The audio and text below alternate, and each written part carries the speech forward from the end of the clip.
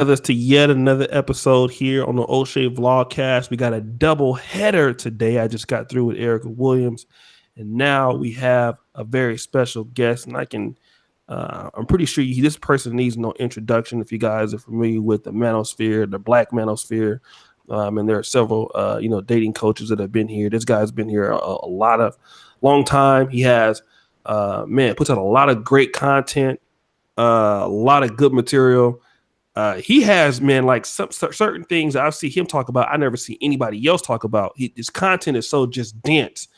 I'm really gonna go over there and steal some of his shit tonight and act like it's my idea. But I'm just a big fan of his channel. The brother is just all of that in the bag of chips. That's the one, the only Locario fan. What's going on with your player?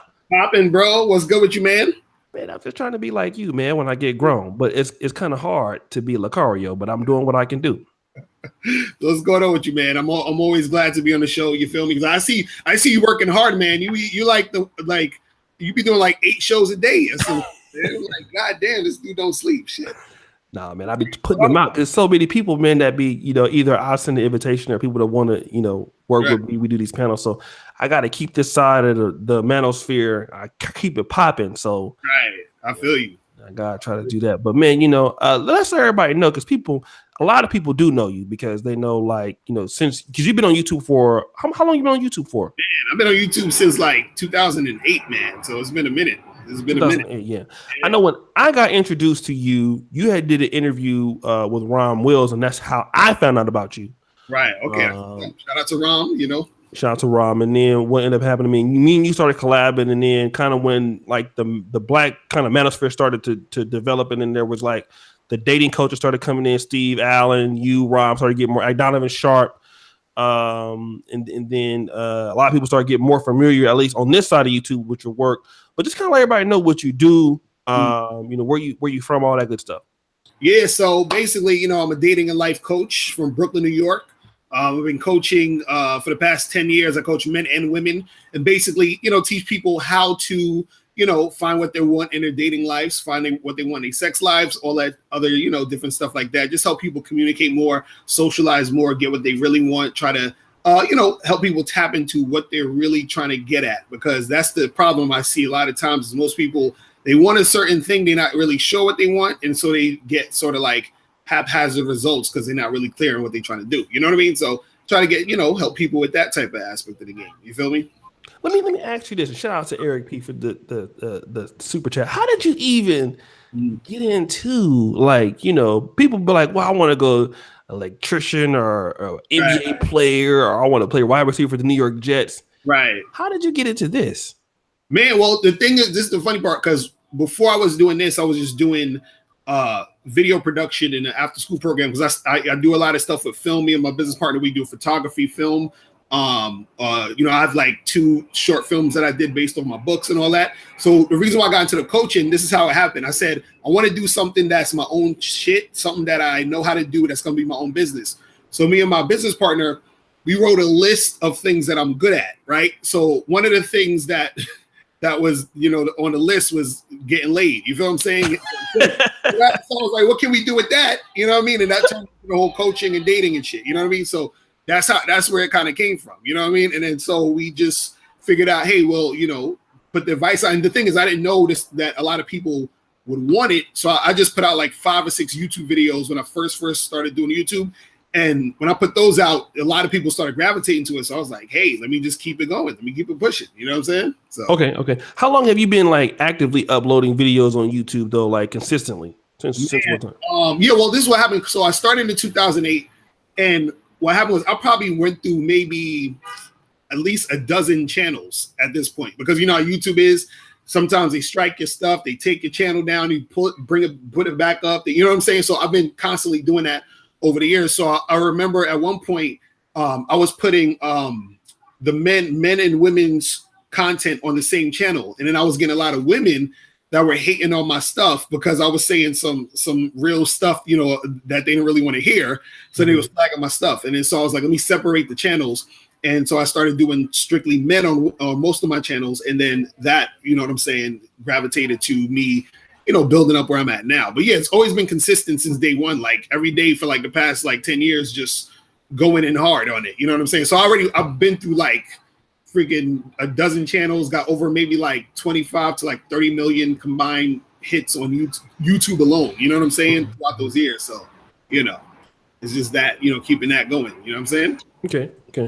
Let me ask you this, man, because I reached out to you and you got a big catalog, 2,200 videos. Mm-hmm. And Locario, he's one of those dudes, man, like if you don't, he's like Jada Black. You have to actually go out and get him. Otherwise, man, because he doing what he's doing. So if you don't reach out to him, you ain't gonna hear from his ass.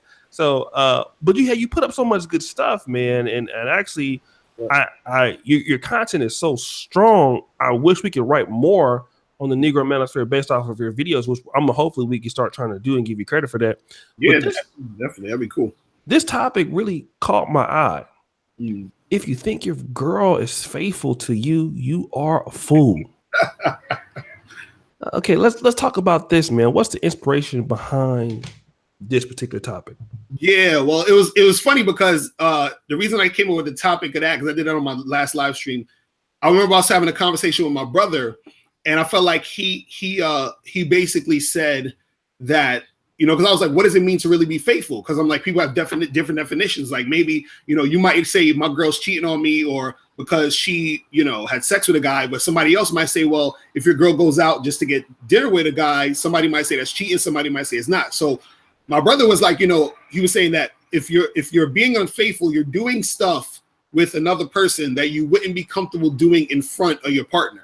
So if your girl is with you, she wouldn't be probably comfortable flirting with another guy in front of you. So that flirting could be considered cheating, because if she can't do it in front of you, then she's not being faithful. You see what I mean? So I looked at it as a broad spectrum. So it's not just specifically sex. So when I say that if you think your girl's faithful, then you're a fool, what I'm saying is you got to understand that your girl, because she loves attention, because she likes, to still be desired by other men, she's going to always, even on the low end, look for that attention, but on the high end, end up having sex with other guys behind your back. You know what I mean? And some guys don't really know that their girl would do that, or they think their girl wouldn't do that, until they get in front of a player that, you know what I'm saying, really happen. So, because, I've been with a lot of women who had boyfriends and husbands, you know what I'm saying? So I'm just speaking from experience, you know what I mean?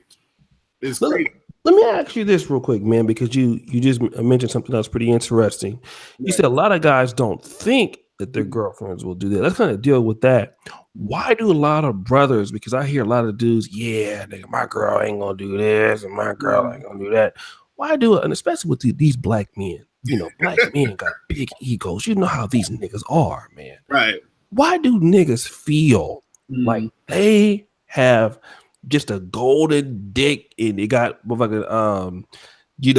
after he hit it, ain't nobody else gonna ever, why do niggas feel that way about themselves? Well, mostly it's the ego. Your ego you want to feel like, yeah, I'm dicking her down real good. I'm doing this, I'm doing that. So you want to feel like you're that guy that's going to do that to make her not want to be with anybody else. And the thing what you got to understand about your girl, and this even goes for you and just anybody in general, you wanting what you want is purely selfish. So your girl cheating on you is purely selfish. So you could be the best boyfriend in the world. You could be having the greatest sex. You could be, doing everything for your girl perfectly. And she might be hanging out with her girlfriends one night. She meets a guy who's flirting with her. She's taking attention. He taps into her emotions to the point where she gets horny enough to actually cheat on you with the other dude. So it's not even about you. You could be the best guy on earth and everything could be on point and she'll still cheat because in that moment, that guy's inspiring those feelings to where she wants to make it happen. You see what I mean? So it's crazy because also guys think that women won't cheat because they're also conditioned to think they won't, because women put up a really good front to be like, you know what? I would never do that, baby. I love you. You're so, you're the only one for me. Like, you know what I'm saying? So you think that she would never do this based off of how she's, talking to you, how she's coming at you. And not even just her, but women in general put up that front. You see what I mean? So that's kind of like how that goes a lot of times. You know what I mean? So it's crazy. Let me ask you this real quick because, we do live in America and kind of like, the women are right and the guys are always wrong. let's assume that I am a client. I've been watching your videos, Mm, and I get a session or something like this, and I'm like, I know my gut feeling is that she might be doing something a little different, mm. but my social programming is like, I can't see her doing this. I don't want to see her doing this. Right. How do you deal with guys that you have to break their social programming to let her say like, hey, it is what it is? Do these guys fight you on that when you try to tell them the truth, even though they're your clients? Oh yeah, yeah, all the time, all the time, and you know it's a normal thing because when something the thing is that when your illusions clash with reality, that's when you suffer. That's a quote I got from Anthony DeMello. He said, when your illusions clash with reality, that's when you suffer. So your illusion is, this woman will never do this to me and she's going to be faithful and all this other stuff. But then the reality sets in and you end up finding out something or seeing something going on, and then you start to suffer because you weren't aware of that. You were still into the illusion. So the thing that I tell these guys is like, look, don't look at it from a cynical standpoint. Look at it from an observational standpoint, more of an awareness standpoint. Like, I'm aware that these things happen. So this is not to say that your girl is definitely going to cheat on you, or she's not going to, you know what I'm saying? But what I'm saying is, you can't be naive enough to think it can never happen. You understand? And also too, there's different levels of it. So your girl may not be having sex with a guy, but most likely there's a guy at her job that's flirting with her all day. There's a guy that she knows that's probably like, hitting her up and talking to her. And so she'll keep them on the side. So if you find out, she'll be like, no, that's just my friend. That's just my buddy from work. That's just this guy. That's just that guy. But you know better. You know this guy's trying to get with her, but she's also trying to play dumb and say, well, yeah, this is just one of my friends. And then that turns into sometimes that guy ended up having sex with her because she wants the attention that he's giving her now.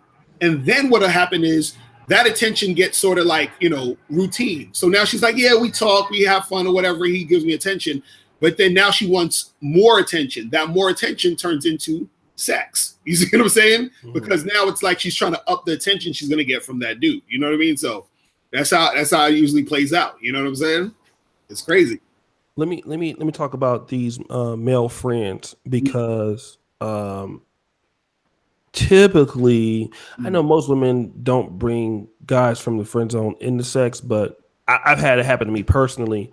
Let's say these brothers, they want to get into serious relationships. How should they take a woman saying that, oh, this guy is just my friend?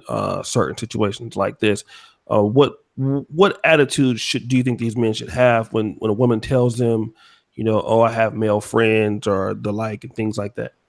Well, this is the thing. If you're just dating a girl, right? This is not your girlfriend. You're just dating her. It is what it is. You like, okay, whatever. You doing you, I'm doing me. That's what it is. But if it gets to the point where, let's say this girl wants to be your girlfriend and you guys are going to have a monogamous relationship, you feel what I'm saying? Then you got to tell her, listen, all of that, this guy's just your friend stuff, got to stop. Unless it's a guy who, let's say, for example, she might have known him for like years. You know what I'm saying? They grew up together. That's one of her, some dude that's just like maybe your gay best friend, or just some dude that is like a brother to her. That's one thing. But those are usually far and few in between. But if it's some just random dudes and she's like, yeah, we're just friends, we're just cool, that has to stop if you guys are going to be in a monogamous, committed, exclusive relationship. If y'all just dating, just, you're just going to have to let it be. You can't really, tell her all of that because y'all not together. That's not your girl. But once she becomes a girl, you need to tell her that if you're going to be in that monogamous relationship. You see what I mean? Mm-hmm. Let me ask this real quick. We got 175 watching in 14 minutes, so it must be because you and this great topic. So let me just take a little bit of a pause here. For those watching the restream, I really thank you, brothers. We got a juggernaut brother here, real classified class act dating coach. Do me a favor and get the likes up on the video. We have 182 people now. For those of you who are not subscribed to Locario fan, you can press 1 and I'll get you his YouTube channel. We'll put it in the description. You can go into the description and get that. Just go get the likes up, brothers. Let's get us to 100. We have 187 watching right now on the live stream. Thank you, brothers, so much for the likes. on the video. Let me ask you this real quick, because I've heard a lot of brothers that will say things like, man, this good dick can keep a woman faithful. I hear Right. it all the time. You hear it all the time. Good dick can keep a woman faithful. Mm-hmm. What's your it can keep her in check. It keep her not wanting to talk to none of these niggas. So a lot of guys think because they can fuck good and do all these other things that they're safe. What do you have to say to guys who have that kind of attitude? Well, the thing is, if you giving her good dick, it can keep her loyal. You understand, to an extent, meaning she may stick around for the good dick. You feel what I mean? Mm-hmm. But that doesn't necessarily mean she's not going to get other dick. You see what I mean? So guys have this misconception of thinking that, because again, it's the conditioning of thinking that women strictly want to be monogamous, especially sexually. You understand? Because women want to have variety, just like we want to have variety when it comes to sex. Mm-hmm. You see, don't ever get it twisted and think that women don't want to do that the same way we want to do that. You see what I mean? And again, women, what they'll do is that they'll present two different types of women to you, and you think that it's two different women, but it's the same woman. You find the two different types of women you're thinking about in the same woman. So you might have, you say, the good girl and then the slut. The good girl and the slut is the same girl. You understand? It's those two types of women in one woman. So that good girl, she may quote unquote stay with you because, let's say this is your girl or whatever. Y'all like each other. You have a good time. You have good sex, whatever. But that slut side of her, right? She's going to see that other guy who she's attracted to, who she still wants to, maybe have sex with, if he was to be able to put her in that situation to where she wants to make it happen. Because, dude, I'd say from personal experience, I've been with women who were engaged. Women, I remember there's one woman I slept with her. And this is dangerous. Don't do this, guys. This is what I used to. I slept with this woman in her and her fiance's bed, right? Maybe a month before they were about to get married. Okay, this dude was like away on business or some shit, or so she told me. You understand? Because she could have been bullshitting. The nigga could have been around the corner. I don't know. I had sex with this chick in her fiance's bed, and they were getting married in that next month. You know what I mean? So these chicks will get down like that because just because they love you, just because they like having sex with you, doesn't mean that they're sexually cut off from wanting to have sex with other guys. You understand what I'm saying? They put that front out there because they want to get wifed up. Remember, guys will always say, I don't want to wife a hoe. I'm not going to turn a hoe into a housewife. So what they'll do is they'll pretend not to be that hoe to get wifed up, but they still have that hoe in them.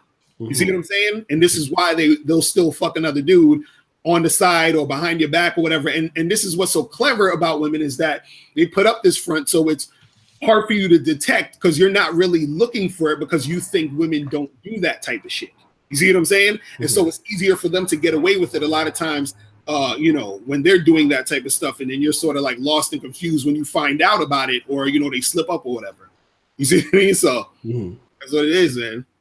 Let me do this, guys. 209 people watching. Guys, do me a favor. That's Mr. Locario's channel. I think you have a new channel also, not just too. You feel me? So, but you guys can subscribe to the Locario fan channel, or I got a new channel that's just Mr. Locario, so you can just subscribe to any of those. I got like 3 or 4 channels now and shit. So okay. Okay. Let me kind of deal, with this argument. I know that the biggest, I'm not saying threat, but like the antithesis of the dating coach community, that would include, people like you, Al, and Roger Curry, and the like. There is the emerging incel or MGTOW community. Right. And so what you just said is, so many words, hey, women are not going to be faithful to you, you're a fool and things like this. So the MGTOW guy could be like, hey, I'm glad you said that, this is our real position. This is the thing that, hey, as a guy, if we want to really, we want to take care of a woman, there's no real use because of her hypergamous female nature. Why should we get into any kind of relationships with these women because of what you just described? That's why a lot of guys are going MGTOW or going whatever they want to call it. Right. So what would your response be to certain groups of guys that take the position based off of, it seems like there's an agreement between you and them on this? Right. Well, see, the thing is, when it comes to you being in a relationship with a woman, your relationships are always supposed to be in relation to how this relationship benefits you.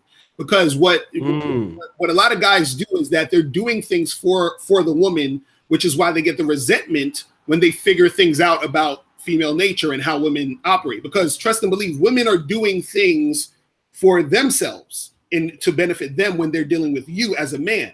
So you have to, be able to do those same things. Now, when we talk about that, what happens is that you have to understand that you don't want to do things in a way where you're doing things out of resentment, doing things out of anger based off of female nature. And that's what I feel like a lot of MGTOW guys will do in a lot of cases, or the incels or whoever.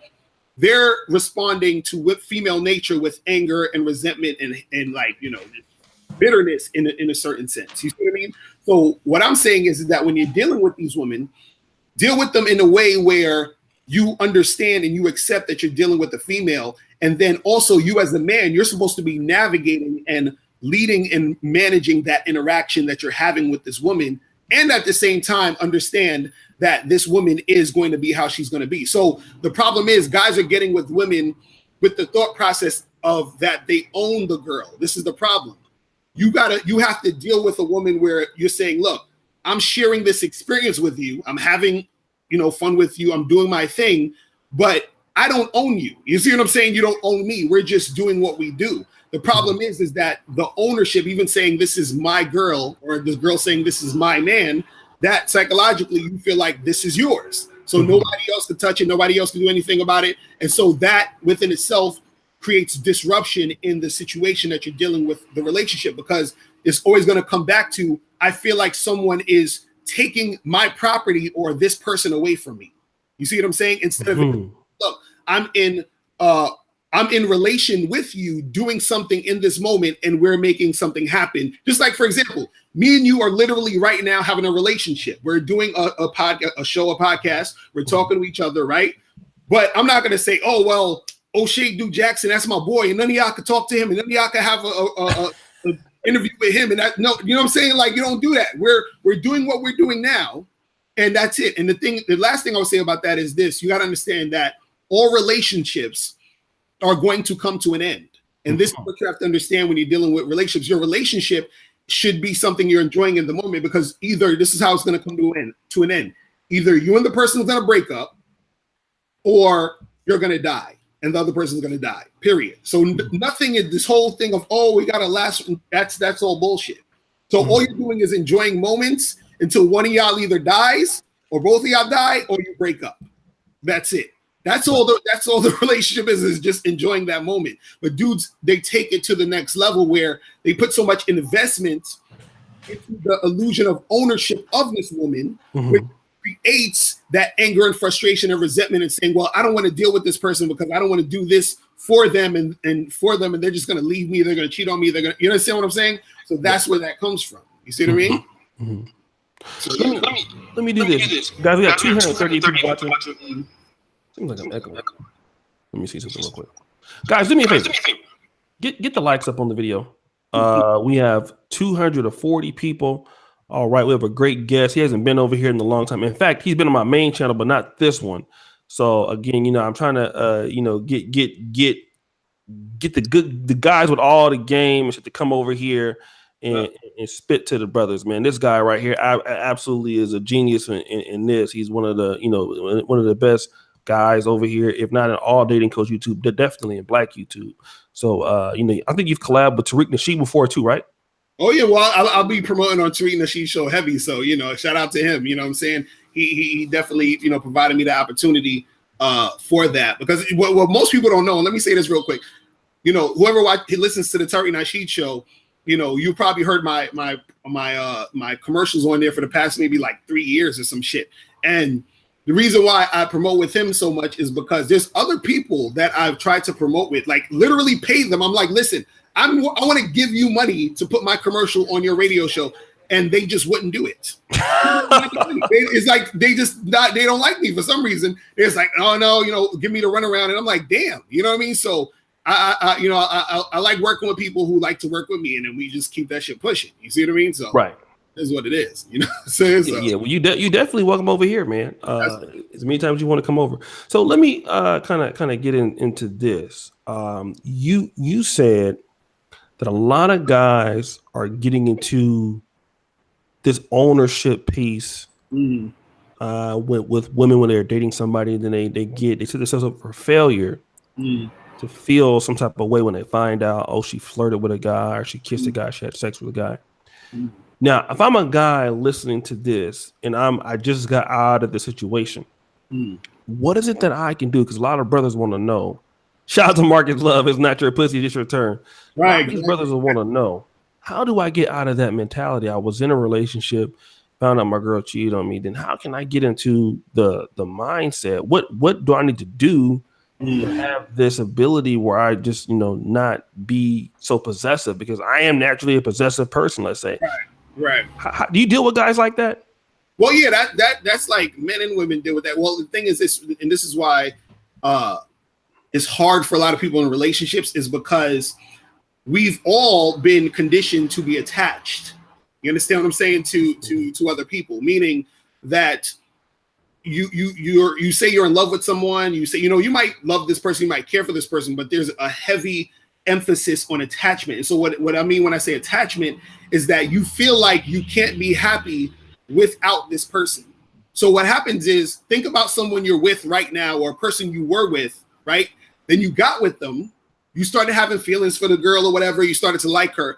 And then let's say you guys broke up, or let's say even right now, you're probably having a tough time with a girl you're trying to deal with or whatever. You have that tough time breaking up with her or ending it or whatever it is, because you're attached. And then you have this feeling of, you ever heard someone say, I can't live without this person, I can't live without that person. But the reality is, you actually were living without them before you met them. You see what I'm saying? Before you met them, you was fine, right? But now that you met them, now everything's different. So what changed was you got attached to them. You got too attached to them, meaning that you now think your happiness depends on that person. So again, it goes back to like, so if a guy's like, hey, how do I get over this girl that cheated on me? I'm trying to get into, other things. And, what if this happens again or whatever?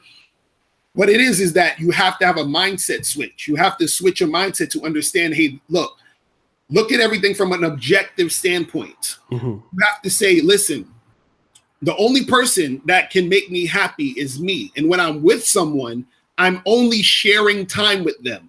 You understand what I'm saying? This is not someone I own. This is not someone who is my whatever. This is the person I'm sharing time with. Now, of course, I'm going to say this is my girlfriend, boyfriend, because that's just how we talk. But have a deeper understanding to know that at any moment this can end. At any moment, this could be, over, whatever it is. So enjoy what you got now. This is what I try to tell people: enjoy what you have now, because you're going to have more fulfilling relationships. Because this is how most relationships work. You meet a girl, right? You're excited. Oh, this girl's so great. I really like her. You got her number. Now there's all this anxiety of, oh my God, is she going to text me back when I call her to try to set a date? Now you set the date. Now you're about to go on a date. Oh my God, I'm so nervous. What if she doesn't like me on the date? You go on the date, everything goes fine, cool. You go on the second date. Damn, am I gonna hit it? Am I not gonna hit it? Am I gonna be spending all this money? Now you end up hitting it. Now you're really feeling her. You're like, damn, is she gonna call me back, or is she gonna pick up after I hit it? Or am I never gonna see her again? Everything is an anxiety thing while you're in the relationship. You never relax and chill and enjoy the moment. And therefore you go through a whole relationship with anxiety.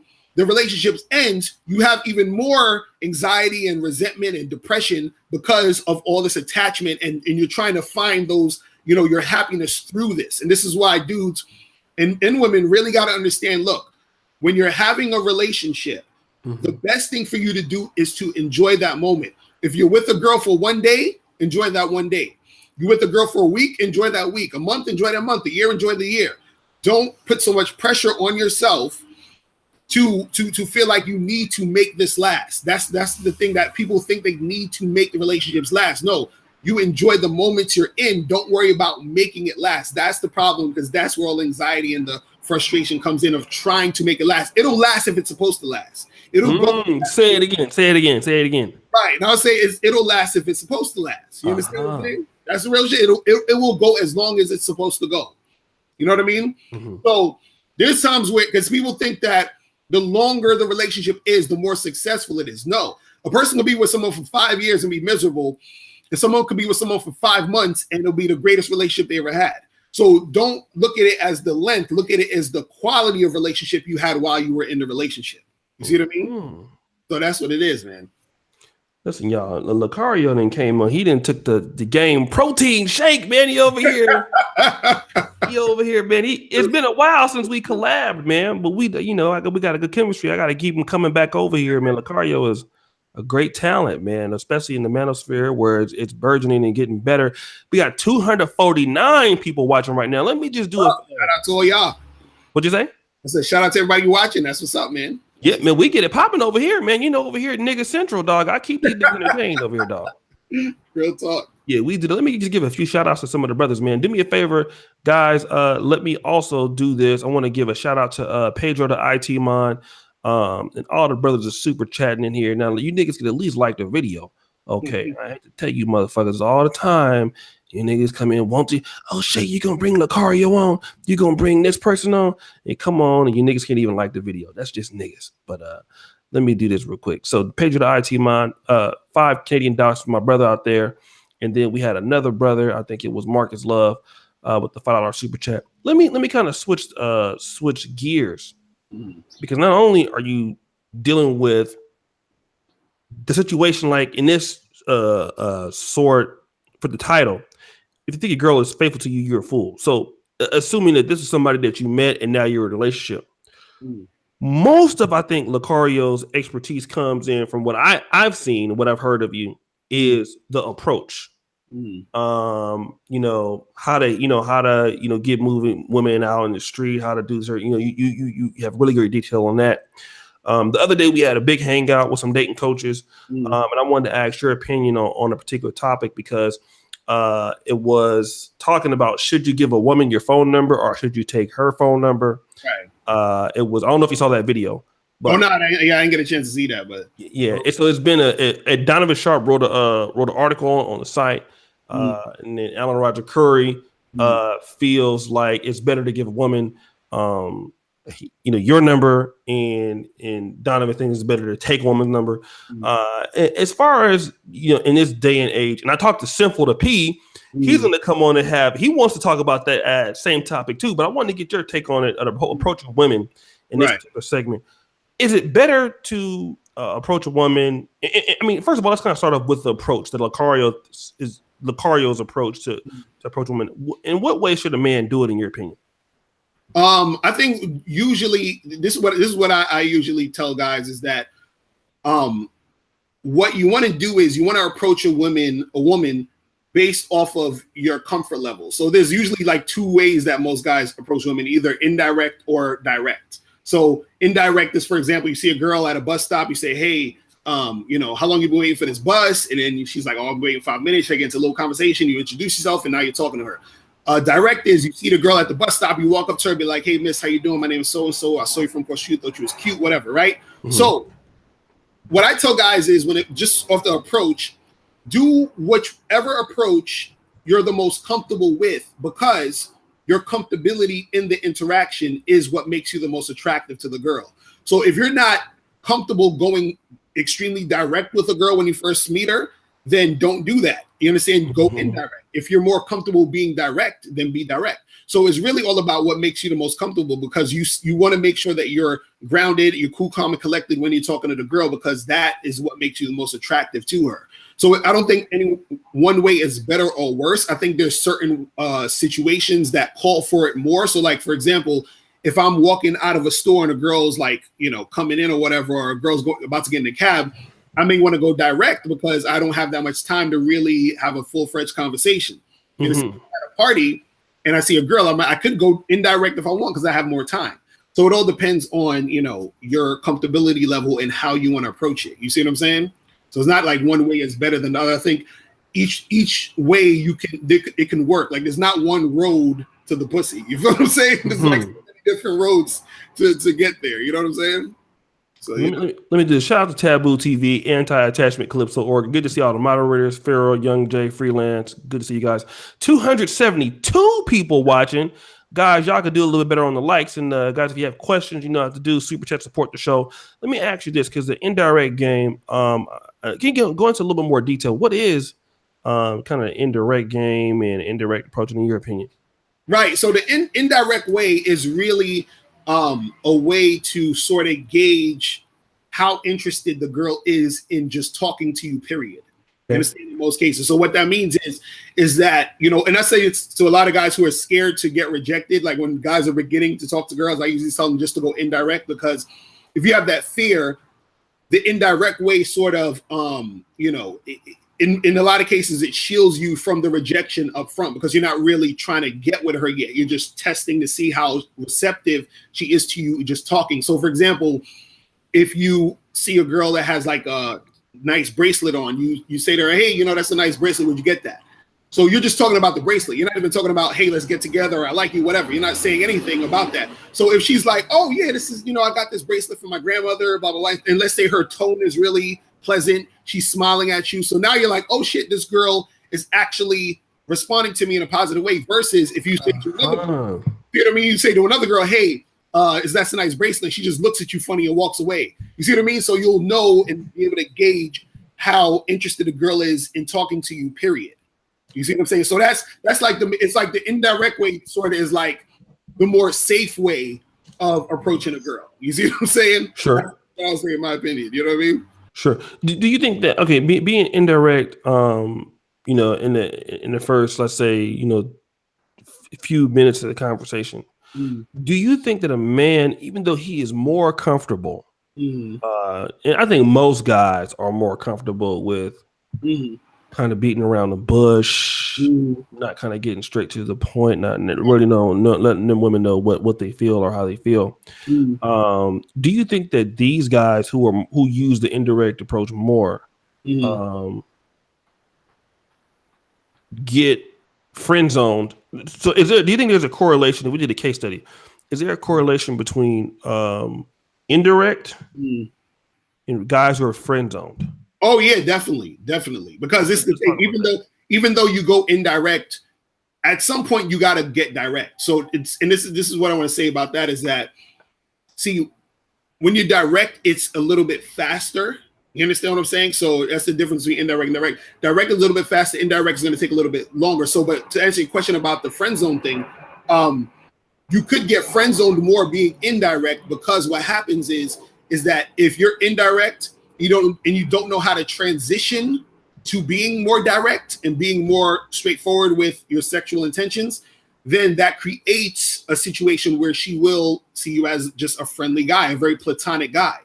You know what I mean? Because this is the thing, what makes a woman see you as a guy she would see as a guy who she's sexually attracted to is based off of your behavior. And if your behavior isn't displaying some sort of thing where you're trying to make it sexual, then she's going to put you in that friend zone category. So even a girl may have been attracted to you, but if you never really get to the point where you are being direct, she will see you as the friend. You see what I mean? Because it's like you have to give her that indication that this is what you want. Because sometimes a girl might even think you're not into her because you're being extremely platonic throughout the whole interaction. So a lot of guys will be that. So for example, if I say to the girl, hey, that's a nice bracelet you have. She's like, oh yeah, I got it from Macy's. And I'm like, cool. So this is nice weather we're having. She's like, yeah, it's really nice outside today. And I'm like, so what do you do for work? And we're just talking regular shit. So now I can end up getting friend zoned if I don't push it to that direct level after I'm going indirect. You see what I mean? Dude's got to definitely do that. You know what I'm saying? Let me do this. We got 284 people watching now. Thanks to guys for all the support. Guys, they'll need to subscribe to Locario. Please plus 2 in the chat. I'll get you all the links. Do me a favor, guys. Get the likes up for me. We have 162 likes. I'm pretty sure the playbacks are going to be really good on the channel. Let's talk about this. So let's say, you're in a place, you compliment a woman's bracelet. and say, hey, that's a nice bracelet. Where do you get that from? Mm. Now, at what point is there a specific time limit if a guy knows that he's interested in this woman? When should he transition? Is there a certain speed that he should do to go to direct? And how can you give us an example? How can you do it? And when should you do it? Right, that's a good question. So the thing is, if you're going in direct, right, you want to, as soon as possible, get direct. You understand? So, and it also depends on the context, because if the more time you have, right, the longer you can sort of take, to get direct. But the shorter time you have, the quicker you got to be direct. But it's always best to get to, direct as quick as possible. So, for example, if I'm in the street and I see a girl and she's like, just waiting by the bus stop, whatever, and her bus may be coming in like 2 minutes. Mm-hmm. Well, I may go indirect and I might say, hey, that's, how long you waiting for this bus, or you got a nice bracelet, whatever. And let's say I say the thing of hey, you got a nice bracelet. Would you get that? She's like, oh, my friend gave it to me for my birthday. Oh, that's cool. That looks nice on you. By the way, my name is Locario. What's your name? Stacy. Stacy, look, I'm about to head out, but listen, I thought you were very attractive. We need to get together sometime. Here, take my card. Give me a call. So I'm cutting to the chase after I'm being indirect. You see what I mean? So you got to do it as quick as possible. You don't want to linger on too much, because what it is, this is the reason why you want to get direct as soon as possible. One is because you want to know as soon as possible if the girl is interested in you. You understand? Because you can talk to a girl for like 20 minutes and be super indirect and just having a conversation. And then after those 20 minutes, you say, hey, let me get your number. And she's like, nah, I'm good. I'm not really. I got a boyfriend. I actually had a friend who did that one time. He met a girl in the street. He started talking to her.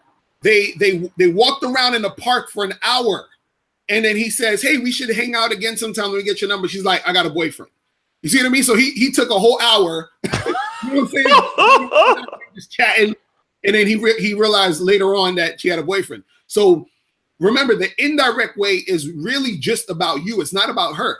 It's about you doing that because you're comfortable. You're not comfortable really going in yet. So you're like, well, I'm going to ease my way a little bit. Then I'm going to go in for the direct. You see what I'm saying? Dudes who are already comfortable with it could just go straight direct and get to the point quicker. So really the end goal is really getting to the point to see if there's interest. You see what I'm saying? To see that they're interested in you. If you're going to indirect the whole time and you're just having all these pleasant conversations, guys think that they need to keep talking and building all this rapport and all this. And the thing is, when you're talking to a girl, you could talk to her for like a minute and a half, 2 minutes, and just close the deal after that. You don't got to be there for like 10 minutes, 15 minutes, an hour talking to some girl just to get the number or just to give her your number. So you can do that within like 2 to 3 minutes, if that much. You know what I'm saying? And then just keep that shit pushing and go to another girl. You know what I'm saying? I don't want to incriminate myself, man, but you are so right. Let me do this. Shout out to hold on, man. Stop the show. Let me do this, man. It's my brother. Whiskey to Don, $2. Young J216, we need more of Mr. Cario. Great game. The nigga got a lot of he's like Madden and they got so much game. He wouldn't be over. Like, y'all know this. Look, I'm not no dating coach myself, man, but I ain't gonna bring you on my damn platform, man. I deal with all the best. I deal with all the juggernauts over here. So you can't come on here if you weak, nigga. You already know that. I only bring the best. Ain't that right, Mr. Locario? What's up? That's how you gotta do it. That's how you gotta do the best, man. The best writers and video authors. Shout out to my brother Z-Man. Z-Man, when we gonna do a show, man? Z-Man, dog. Listen, that's my brother out of Canada. He got a great channel, over 100,000 subscribers. When we gonna do a show, Z-Man? Man, come on, baby. We gotta do a show, my nigga. You gotta hit me up, player. Give me an email or something. Shout out to my brother, man. He doing great things with his channel out of Canada. Our Canadian brothers, they love the game. Now, let me tell you this. This is the second Canadian brother that donated on the show, man. The African-American brothers, y'all come through with the likes. If you can't come through with a donation, come through with the likes, man. Let us know you in here. That's our second Canadian brother donation today. Let me ask you this real quick. All right. We're talking about indirect transition to direct. I like that format in those particular options. The woman who has the bracelet, when you say Oh, that's a nice bracelet. Mm. Oh, by the way, what's your name? So, Mm. although this is happening, quick, because usually when you pick a chick up, you know what I mean, it's a 1 or 2 or 3 or 4 minute, Mm. like I said, around that time to get the exchange number, at Right. least, trying to overcome an objection. Does this woman think like, this nigga asked me about the bracelet? He really didn't give a fuck about Mm. the bracelet. Mm. Like, so this nigga is kind of like, was that a lame pickup? You know what I mean? So do you think, does that run through their mind? Women, If that's the thing. Women only think that when the guy that's trying to holler at them is a guy they're not interested in. You see what I'm saying? Oh, okay. That's all it is. See, you gotta understand something. And this is what's interesting about the game. Most of it's like two things are happening at once. So you could go up to a girl and literally say anything. If she's attracted to you and she senses you have like a cool vibe, it don't really matter what you say a lot of times. Now, that's one thing. But two, also what happens is that a girl could be into you. This is how complex women are sometimes. A girl could be physically attracted to you. You go up and you say something or do something, and your vibe and your energy is off. And let's say you kind of insecure, you're kind of nervous talking to her. That could make her not attracted to you. You see what I mean? Mm-hmm. So it's not necessarily too much of what you say. Because if you say to a girl, hey, that's a nice bracelet you have, and she's attracted to you, all she's worried about, all she's thinking about is, oh shit, this like really like attractive guy or whatever's talking to me. Like that's all she cares about. She's happy that you're even saying anything to her. You see what I mean? Mm-hmm. So it don't matter what you're saying. You understand? You could have told her, hey, you got a booger in your nose. You understand? Whatever. And then she would probably laugh or check the nose or whatever. But right. It's just the fact that you're the one making the decision to have the conversation with her. And this is what I want to tell guys too, is that a lot of guys are scared to approach women, but understand that women, if a woman likes you, she's hoping, begging, praying that you go and approach her. You understand what I'm saying? She's hoping this. So, and sometimes you're going to have women who are going to check you out and give you those signs. And sometimes girls even won't give you those signs and you won't even notice it. Like a girl could be around you, sort of check you out real quick, think you're attractive, and hope you come her way. You see what I'm saying? She'll put herself in your orbit, but she might not say anything. She might not really even stare at you too much, but you have to be the one to go and do it. So a lot of times it's really about you just going up there and approaching, because you never really know which girls are going to be into you. And also there's sometimes where girls don't even know they're going to be into you until you start talking to them. This is why I tell guys, you have guys out there who they'll say, I'm not going to approach a girl until she looks at me. No, that's a mistake, because sometimes a girl, you may not be on a girl's radar, but then you go and approach her, you start talking to her, and then she starts feeling you based off the conversation and interaction. It's kind of like this, always related to this. It's like if a person, because she might not even think you're cute. She might not even think you're like physically attractive, but you start talking to her, and then she starts liking you. Because I say it like this: it's like if somebody doesn't like, Brussels sprouts or some shit. They're like, that shit looks nasty. Then you say, no, go, try it, taste a piece of it. Then you taste the piece of it. And you're like, yo, this shit is not that bad. I like it. It actually tastes good. And you start eating a whole bunch of Brussels sprouts. That's the same thing for women. A woman might see you, be like, whatever. And she's not even thinking about you. You come up and you approach her, you start talking, you start spitting that shit. She's like, yo, I actually like this guy. Like, this guy's cool as hell. Like, she starts to get attracted to you. That's the advantage that we as men have if you actually study game. This is why a game is important, because it gives you that advantage for where a girl who wasn't initially even thinking about you starts to feel you based off of you putting yourself in that position. You see what I mean? Mm-hmm. So let me ask you this, because me, nigga, I'm like the ugliest dude on planet Earth. So, but I have made some women in my motherfucking life, man. That I've got a lot of women that I should have never got. Right. Off the fact that I'm just a smooth talking ass nigga, and I'm not afraid to go up and I done made women that's like very beautiful feel very intimidated. It's like, I can't believe you came up and talked to me, bitch. Why you didn't feel like for real? Like, I've actually overwhelmed folks, and I'm pretty sure they wasn't even thinking about me at that time. So that's actually the truth. But let me ask you this, man, because again, we're dealing with, let's say, this window of maybe 1 to 2 minutes. Not that you've clarified it. Right. The chicks that I've been able to kind of woo or something like that, those chicks tend to be like 5, 6, 7, 8 minute conversations that I can kind of close. Could a chick start liking you that really didn't think that you were attractive? Like, could you still do that within 3 minutes? Yeah, well, that's the thing. It doesn't. The time frame it varies. You understand what I'm saying? Because the thing is, what happens is sometimes a girl isn't initially like checking for you, right? And then what happens is as you're talking to her, this could be like 2 minutes you're talking to her, and she starts to feel you based off of those, based on what you're saying and what you're doing. You know what I mean? Because see, women, what happens is this is how women look at attraction generally. Like, of course, women are going to see a guy, she's going to think he's physically attractive, she might think he's cute and all that other stuff, but women base stuff on a whole bunch of different factors too. So even with that guy she thinks is physically attractive, if he says or does something that turns her off, then her pussy's going to dry up and she's probably not going to want to fuck him, even though she's physically attracted to him. We're not like that. If we see a girl who's hot, like looking like Beyonce, we don't care if that chick killed like 20 people yesterday. Get in them cheeks. You feel what I'm saying? That's just how dudes are. So women, they have all these different criteria that make a guy attractive. Like the closest thing I can explain it is like, let's say when when you guys see a girl who you think is maybe like on a scale of 1 to 10, maybe like a 5.5 or 6 or something, and you say to yourself, she's all right. But then you start talking to her and you notice that she's cool and she starts to look a little bit better. You feel what I'm saying? It's the same thing for women. Women may not initially be like checking for you or think you're all that. Then you start interacting with her and then they're like, yo, this guy is on point. But also too, what the other advantage is that women respond based off of their feelings. This is why us men, we're more visual. This is why we tend to watch more porn when women tend to read more shit like 50 Shades of Grey. You see what I'm saying? Because they're turned on by how they feel when they read the words or how they feel when they hear the words from you. You see what I mean? And so this is why you can seduce a woman.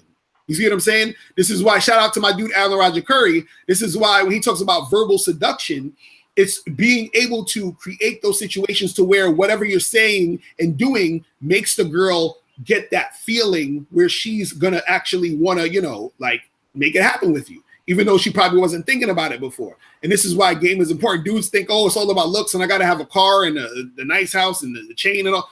That's cool. That can, attract certain chicks. But overall, if you're really trying to go in and get a girl's mind, because that's what you really want, that comes with the game. You see what I'm saying? Let me do this. How much time you got left for me, man? Got 307 people watching. I'm good. We go. Let me know. Okay. All right, so guys, look, man, y'all got him. We got the player juiced up. So we got 309 people watching. That's what's up. Get the likes up, man. So you can subscribe to my man in the description. Let me shout out to my brother K Zaggin for the $5 super chat, man. I appreciate you, brother. Well, shout out to K Zaggin, man. That dude be on point all day. Yeah, he loved the game and pickup channels, man. He loved them. K Zaggin 20. Yeah, he didn't wrote a few articles for me on the Negro Minister. Shout out to him. Let's talk about this, right? Because a guy's okay. There's some dating coaches that may feel like, all right, guys who are better looking, they're gonna have advantages. I mean, that's true. I feel like to a certain degree that better looking guys probably do have advantages, depending subjectively on how the women feel about them. But what do you have to say about like guys who are maybe not so tall, guys who are not so wealthy or don't have like things like that? Is it possible that these guys can still close deals and with hot chicks that are like 8 or 9s and stuff like that? Is it very possible or not possible at all for guys who are like maybe let's say on the lower economic scale, on a lower scale of looks? How can these guys, in your opinion, improve their chances with more attractive women? Right. Well, the thing is, most of the success you're gonna have in a game really depends on how much work you put in. With yourself, and also how much work you put in when you're talking to girls. Because the problem is a lot of guys don't understand that. They think that, oh, well, if you just look this way, it's going to be extremely easy for you all across the board. Now, if a guy is let's say a guy that a good majority of women will say is good looking, right? if he has game, then he could have an advantage over a guy who's not so good looking. You know what I'm saying? But also has game, because since he looks good and he's getting the attention from the girls and he has game, then he could get you popping. But also a guy who's not so good looking but has game, he can also get it popping, but he may need to put in a little bit more work, as far as he's not going to get the choosing signals easy as the guy who's most of these girls think is good looking. But also on the flip side of that, right, is that you got to understand is when a person is good looking, that still also is subjective. Because, for example, I had this one girl who, she thought like, oh my God, you're like the sexiest guy I ever saw in my life, and you're so cute. Like, she was just obsessed with me straight off of looks. Then there's another girl who, she told me straight up, she was like, look, you're not really my type. You feel what I'm saying? And so it all varies depending on the girl. So that's why, I don't really focus too much when it comes to guys, when you're saying, oh, it's just looks and this and that. What I tell guys is, work on the things you can work on, and make that the best it can be. So if, let's say, for example, if you are a good looking dude and you notice girls are checking you out because you're good looking, use that to your advantage. Even dress better so you look even better looking. You understand? Put on, nice shoes to even, make the whole package look tight. Make sure your game is on point. Make sure your verbal skills. If you're a guy who's not so good looking, work on your appearance. You know what I'm saying? Work out. Put on, some nice shoes, some nice clothes. Do everything that you can do to improve. Do that, because you want to be the best that you can be. Because the girls who are going to be into you, you are going to be the best to them. You understand what I'm saying? So that means even if you're a guy who you would say to yourself, and this is the funny part, you may say to yourself, I think on a scale of 1 to 10, I'm a 6. A girl might see you and think you're a 9 or a 10. You see what I mean? So your opinion of you doesn't correlate all the time with the girl's opinion of you. The only time it may correlate is when your opinion of you makes you start to act insecure. That's really what it is. A lot of times it's really the energy. And even and also too, this is the funny part. Most guys don't know this. A lot of times the reason why chicks will be into good-looking guys or good-looking guys will get girls is not necessarily just because they're good-looking. It's because since they're good-looking and people have been telling them they're good-looking, that makes them feel good about themselves. That feeling good about themselves makes them confident. That confidence goes out when they're talking to the girls. You see what I'm saying? Because you have a lot of guys who are out there who even they'll be told that they're good-looking and they're still getting rejected. So they have an insecurity about themselves. I even talked about this. I called it pretty boy syndrome. That means where you think just because you look good, you're entitled to like a whole bunch of chicks. And when it doesn't happen, you start to get insecure. You're like, what the fuck? I'm supposed to be getting these girls. I look really good. What's going on? And when it's not happening, you start to get even more insecure. And then that stops you from getting the girls you really want to get. You see what I mean? So it's a back and forth thing. So I tell everybody, if you think you look good, if you don't think you look good, if people tell you this, whatever, you still have to be the best version of yourself so that when you meet those girls who are into you, they're getting the best version of you. You see what I'm saying? So, that's how I see it, man. Guys, we still got a lot of people in the chat, 314. The chat's going crazy right now. I don't know if you're looking at the chat right now. Are you looking at the chat, Locario? Well, I can't even see the chat right now, but I'm it's crazy. It's 309 people, guys. Thank you, brothers, for coming in. Keep the likes coming up. For those people who want to subscribe to the brother, all you got to do is go into the description. Also, a lot of brothers are telling me, hey, bring Locario back, bring Locario back, bring Locario back. Let me know. So you come back? Will you come back next week also? Yeah, let me know. We can. All right, so we gonna bring him back. All right, so guys, because everybody keep telling him to bring him back, so y'all must that then know. So let's do this real quick. I'm gonna write an article about this on the NegroManosphere.com. Now, I'm not a dating coach. I'm not a self-professed dating coach. I'm nowhere on the level of you brothers. You, Alan, Rom, Donovan, those guys who write you don't write, but those guys who do write for the Negro Manosphere. But I do put my shit in the game every now and then. And then there are a few people who think like, okay, if I self-improve, I start, lifting weights and I start, dressing a little bit better, making a little bit more money, going to even sometimes different countries. Women are automatically going to start coming to me. it will start. I don't have to go out and approach women anymore. Women are going to find me. Now, I mean, I want to get your take on that, because a lot of brothers kind of feel that, you know, their success and their self-improvement automatically is going to equate to women just, you know, okay, oh, you're arrived, you know, let me check you out. What's your perspective on that? Right. I'm glad you brought that up, because that's like a very it's like that's a mistake that a lot of guys make, or it's something that is a thing that I hear a lot, where guys are like, well, once I get my money up, once I do this, once I do that, the girl's gonna be chasing me, they're gonna come after me. And that's really not true. You understand what I'm saying? If you look at it like this.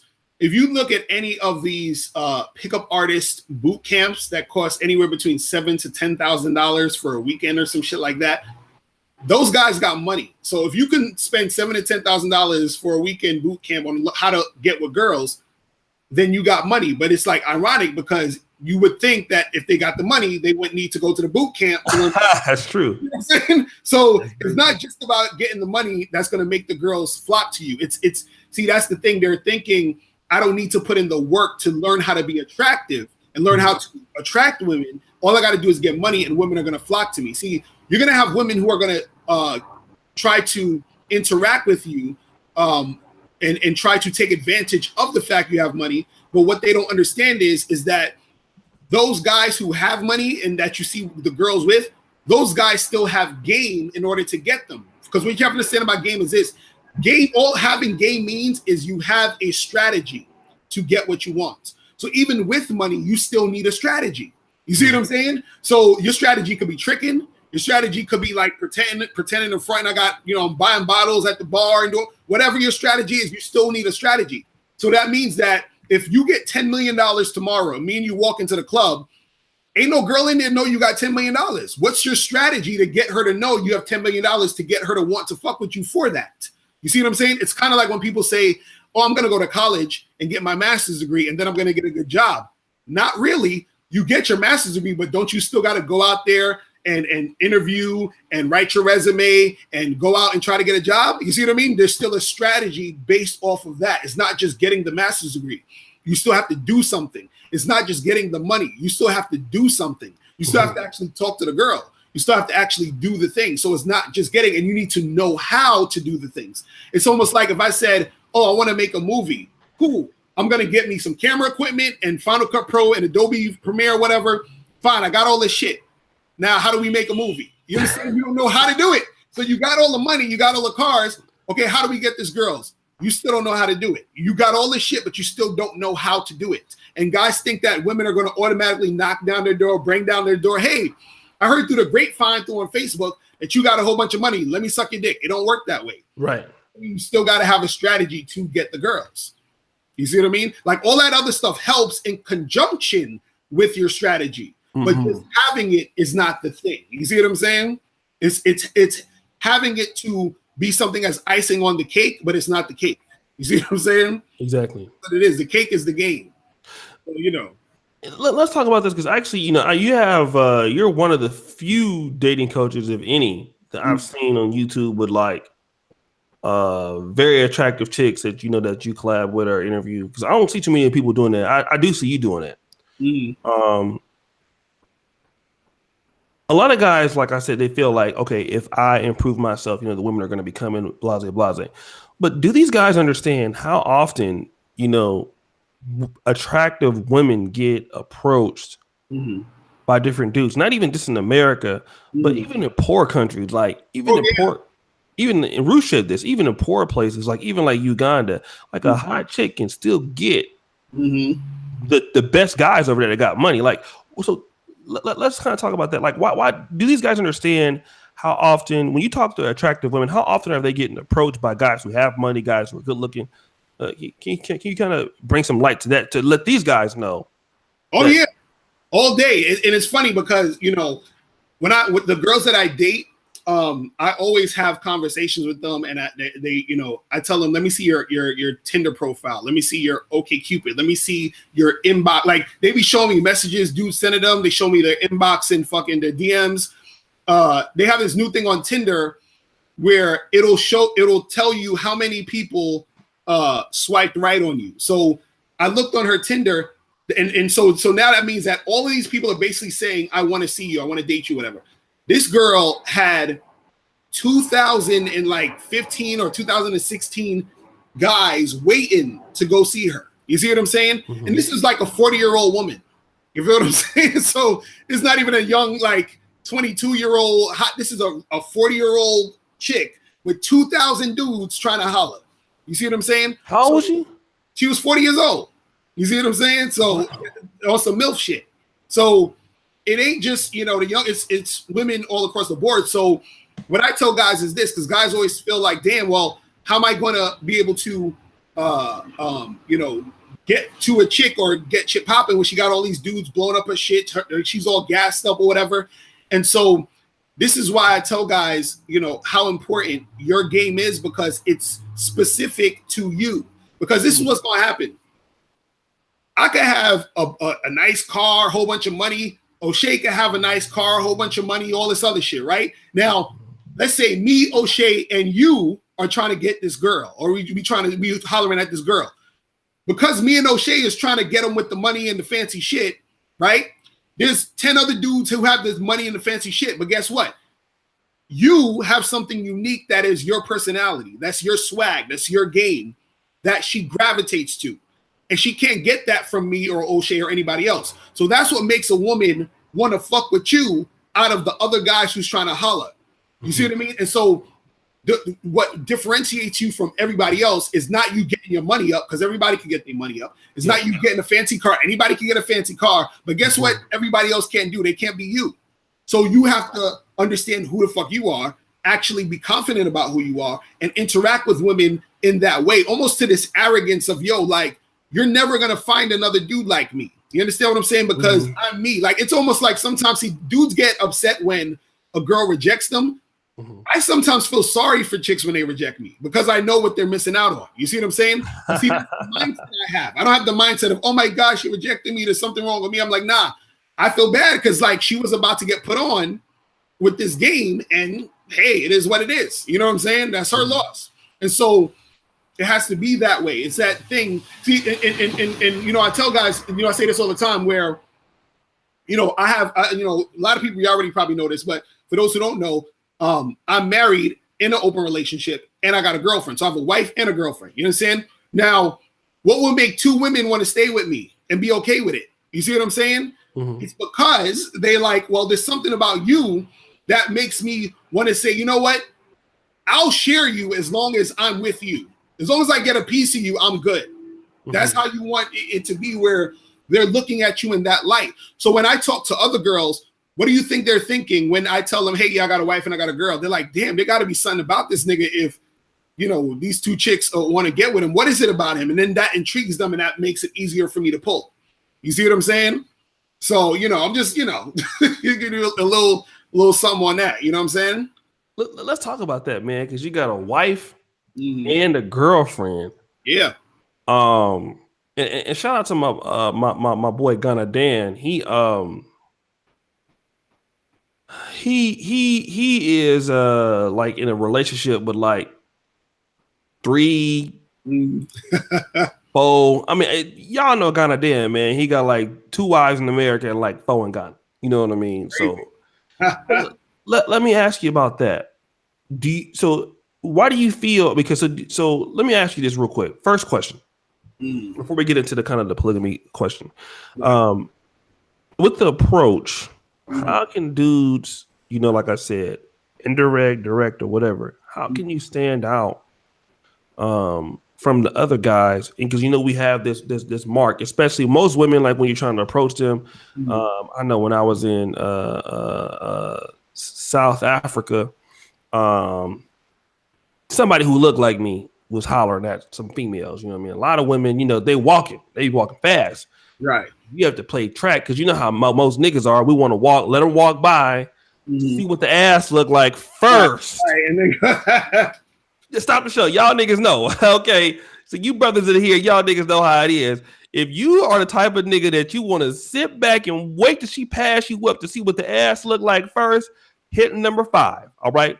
So because I know I do that all the time, nigga. Actually, a girl called me out on that one time, man. She said, "Art, why you didn't say anything to me when I first seen you?" I said, "Well, I had dropped something and I was trying to lie, but she not look at that ass." Well, I guess what I want to know is this: how can these brothers, you know what I mean, like make a impression that's lasting in a Mhm. short period of time? Because a lot of times these women are hauling ass somewhere, Right. unless they sitting for the bus stop or something like that.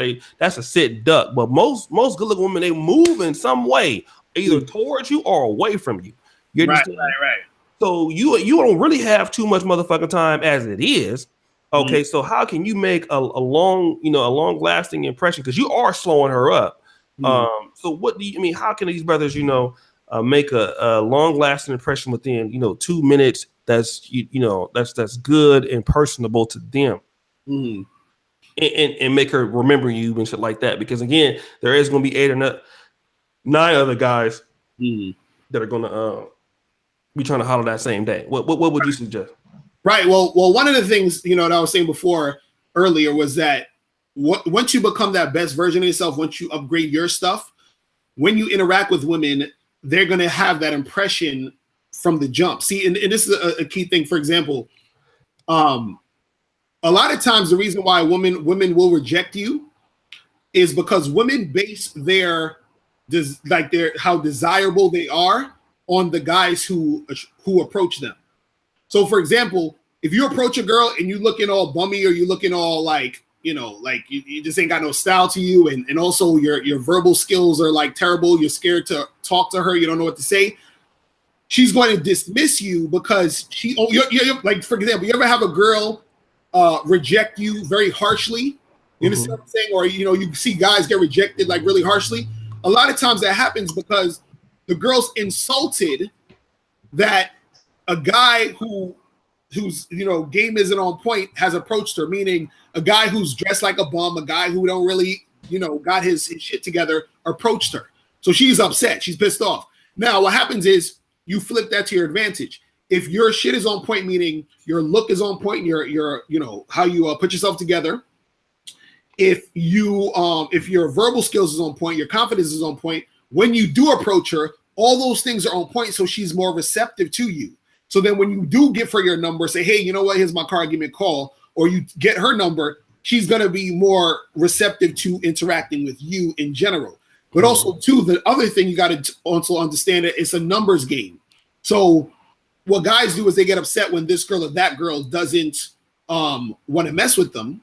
But what they got to understand is that it's still a numbers game, meaning that you may need to talk to 10 or 15 girls to get the 2 or 3 who are going to see you as memorable. You understand what I'm saying? So that's another Mm-hmm. part of the game where guys are messing up at, because they'll talk to 1 or 2 girls, those 2 girls reject them, and they're like, damn, no girls like me. It's not like, nah, you got to understand, this is a numbers game. You have to find the women who are going to gravitate to you. And in order to do that, you have to up your numbers, because those 2 or 3 women, you are that 10 to her if you've already did all the work beforehand to become that 10, to become that guy who stands out. So what you're doing is you're doing 2 things at the same time.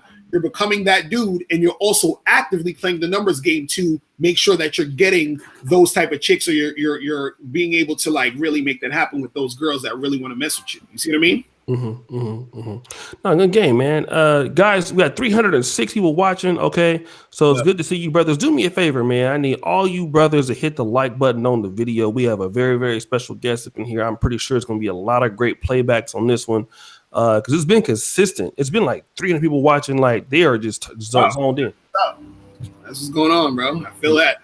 Yeah, and this is on my backup channel. So it's like, man, who's to say when I get my main one back off of suspension in a few weeks? So, guys, again, 243. Jesus paid it all, nigga. So go ahead and hit the like button. It's funny when like you as a dating coach is drop a game. There's like all these mini dating coaches like in the comment sections. Nah, you want to do this, you want to do not to disagreeing. Like, why you niggas ain't got no channels? All you little mini dating coaches niggas in the chats. Like they always show up when the big shows, they Mhm. be in the chat. So it's good to see you guys. I guess let me ask you, and I actually this last time and I gotta do this. This is my issue. I'm in Poland. Yeah. So, and I know I know you've been in Brazil. Let's talk about that real quick because overseas approaching could be a little bit, different than in the States. So for a lot of brothers, especially African American men, and you're also African American, right? Of course, yeah. We got to represent cool. As African Americans, it's different. Like brothers are starting to travel like more now than they ever have before.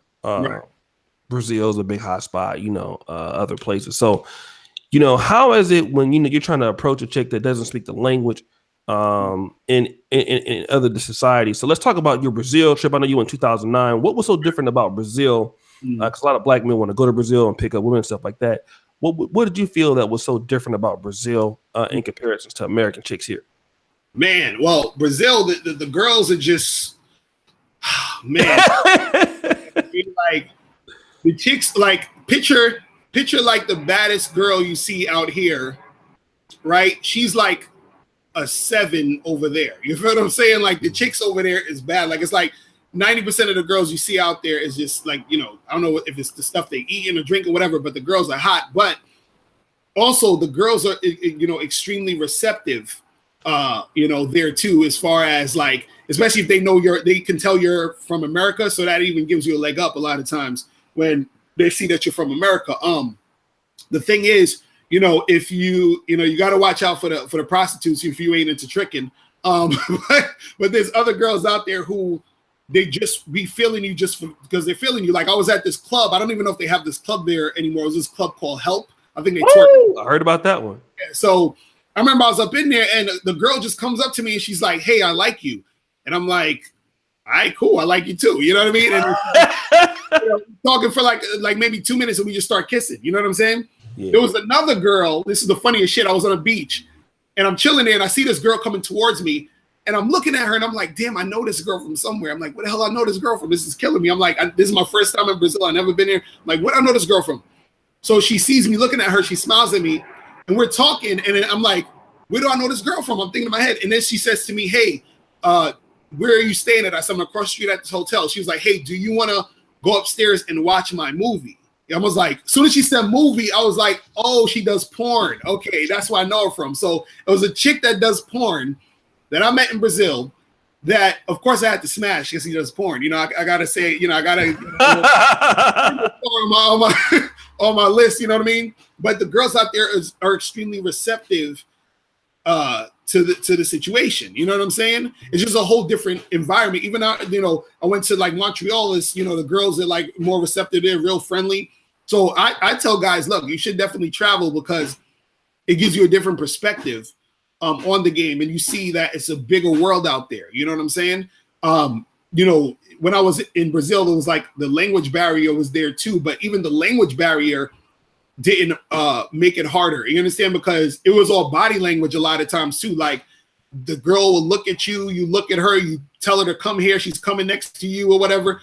And I think my friend told me one line, I think it was like "Vamos em minha casa." I think it means "come to my house" or some shit like that. So that's all I was saying to them. I was like, "Vamos to minha casa." And they're like, "All right, whatever." Like, let's do it. You know what I'm saying? So that was it, man. Let me ask you about the Montreal thing. Like, what's so different? I'm saying with the game, like in Montreal, because that's something that most people speak English there and stuff like that. Let's talk about that real quick. Right. Well, in Montreal, the chicks are bad as hell and they're friendly as a motherfucker. Like if you want to really practice, going out there talking to girls and interacting with women, the girls out there are friendly as shit. Like they will stop and talk to you. You feel what I'm saying? Like it's ridiculous. Like they're so like, cool or whatever. And it's just like a friendly vibe in that whole situation. And the chicks are bad too. So I definitely tell cats to, go visit Montreal and shit and see what's popping over there. You know what I'm saying? Mm-hmm.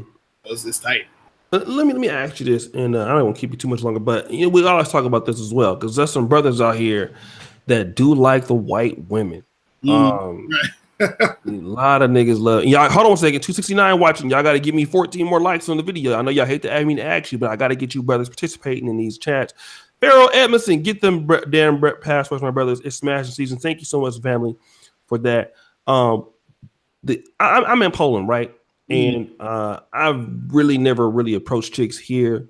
Obviously, if I when I was in Uganda and stuff, I get my approach on. Africa is just holla central. Right. It's like the States, nigga. You can, hey, I mean, you could just, and they gonna stop and they gonna, hello, how can I help you? Right. You can close like 80, like Africa is like one of the only places. Okay, in America, you can close chicks. You can get like 10 numbers. Maybe you get one date. Right. You go to like Uganda or South Africa, you're gonna get 4 numbers and 4 dates. Right. Yeah, I mean, this is just what it is. Right. But a lot of brothers want to know, like, I saw somebody make a comment on your page, like, or you have a video that says, the Locario game only works for white women or right. not for black women. So let's say, is there a difference in Locario, as a black dating coach, and this black male YouTube is formulating, we have, it wasn't like it is now. Like when you first started, there was no real black male YouTube, but now it is. Dating coaches, everybody knows the dating coaches. You have, podcasts and stuff. Is there a difference between approaching women, white women, and game with black women in your particular? What do you feel? Well, the thing is this, a lot of guys think there's a difference, but what you got to understand is they're women first, and then the racial ethnic background is second. So what that means is even if a woman has particular ideas or things that she's thinking about, or she grew up a certain way and all of that can factor in a little bit. But the fact that you're a man talking to a woman, you still are able to tap into that primal thing right there, that thing right there of I'm a man, you're a woman, and this is what we do. So a lot of guys let the race and the ethnic background and all that stuff stop them from making something happen. Because I've even heard guys say, well, I don't talk to black girls because black girls don't like me, or I don't talk to white girls because white girls don't like me. Like, it's like, so you've sectioned off a whole group of women because there may be 1 or 2 girls who were in that group that wasn't feeling you. You feel what I'm saying? So you got to understand that it's not necessarily about that. Now, again, based off of your culture, based off of where you grew up around, that can have an effect on a specific group of people that's going to be a certain way. You see what I'm saying? Black, white, Asian, whatever it is. But as a man, when you're approaching a woman and you're interacting with them, at the end of the day, the thing that's going to get their pussy wet is if you're an attractive guy to them, period. It don't matter if you're black, white, Asian, Indian, it don't matter. Because, dude, there's times where I've been with Asian girls, white girls, black girls, Indian girls, everything, every fucking color of the rainbow, all of that shit. And what it is that there's going to be some girls, no matter what race, is going to like me. And some girls, no matter what race, that's not going to like me, period. Right. So it's really just figuring out, hey, do I want to talk to this girl or not, or whatever? And when you go and approach, you approach her as a man talking to a woman. You feel what I'm saying? Because I've been with girls who they're like, oh, you're the first black guy I've been with. And I'm like, that's probably bullshit. But, I'm just saying. It's true. You know what I'm saying? Right. But, they'll have that, oh, my family wouldn't approve of me, but, all that dumb shit. And so there'll be certain things like that. But the thing that's strong about it is the game is so strong that it overrides all that bullshit. You understand what I'm saying? Mm-hmm. It overrides all of that. Like her pussy getting wet doesn't care about the fact that, oh, well, my dad told me not to date black guys because he's racist. Like, you know what I'm saying? She don't give a fuck about that. All she knows is that her emotions are getting tapped into and she's feeling a certain way based off the guy who's in front of her. You see what I mean? And that's what it is. You see what I'm saying? No, I definitely see what you're saying. ETF 42, O'Shea taking notes. Motherfucker, I take notes on any fucking interview that I'm doing to ask another question with your stupid ass.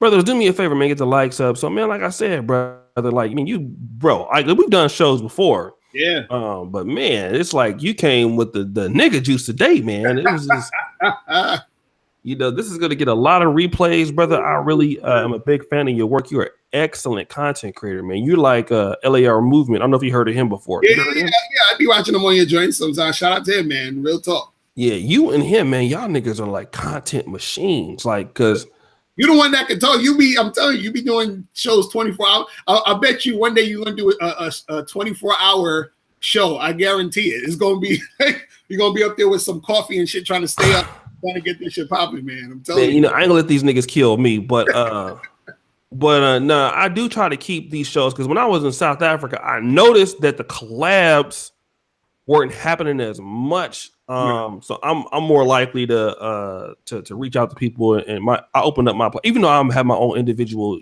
stuff like that. Right. I do like to reach out to folks and things of this nature to do shows, man. And you are just an excellent guest, brother. You did a really, really, really, really, really, really awesome job here. And the brothers want to know, if we can get you come back later on this week or next week or whatever. Definitely, man. Yeah, we can make that happen. Definitely. Okay. And let me just also say this, man. Let's talk about the Patreon, man, because I'm actually a Patreon too, Mr. Locario. He's a great Patreon page. And you got a lot of you guys, you guys have shown that there is a market for Black dating coach males. I'm glad to see that you brothers have been supporting these guys. Right. What'd you say? No, I said that's what's up. And I wanted to say too, make sure you guys check out my Patreon. You go to patreon.com/Mr. Locario. Join the Patreon because I have my my podcast on there, which is called The Bad Boy Show that I do with my dude, Miles Cunningham. I join his fire. We talk about a lot of good game on there. And also what I want to tell you guys too is, so I have a program called the Bad Boy Membership. And when you join that, you get 45 through 90-minute audio and video dating advice tutorials. So every month, a step-by-step dating advice tutorial you can get at badboymembership.com. And what I'm going to do is, if any of you guys get the Bad Boy Membership by this Friday, since you're watching the O'Shea Show, is what we're going to do. This Friday, if you get the Bad Boy Membership by this Friday, I'm going to throw in my ebook.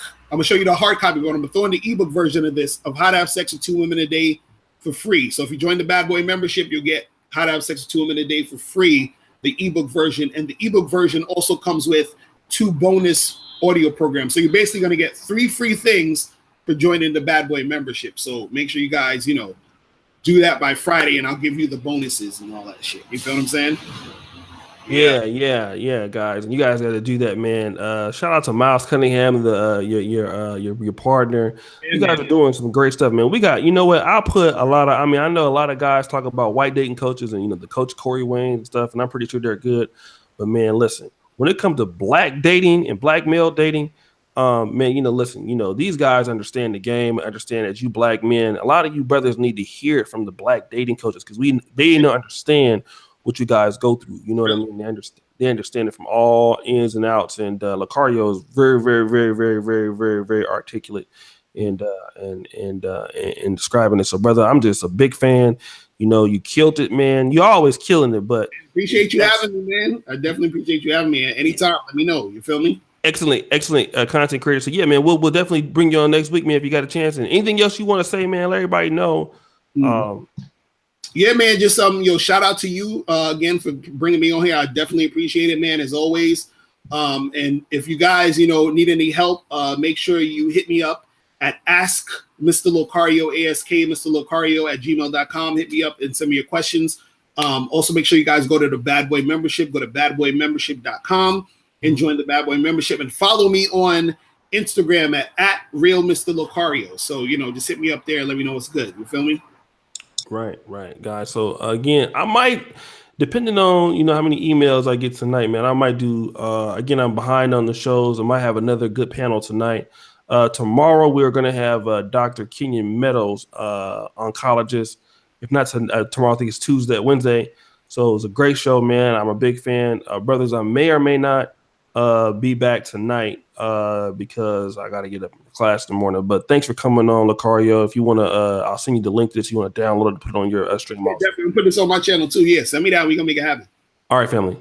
All right, bro. Peace out, man. Oh, shit. Passport Kings. Before we go, Passport Kings, man. Hit me up right now, bro. I'll tell you what, for Passport Kings, if Passport Kings want to do a show tonight, I'll come back and do a show with Passport Kings. So shout out to my buddy, man, Passport Kings, bro. Hit me on Facebook, fam. If you want to come on, well, I'll do a show with you tonight. So again, bro, thank you so much, Passport, Mr. Locario, man. Yeah, great show, and we'll see you again next week. And Passport Kings, man, hit me up. We'll do a show if you want to do it tonight. Peace. All right, bro. I'm gonna holler at you, man. Peace.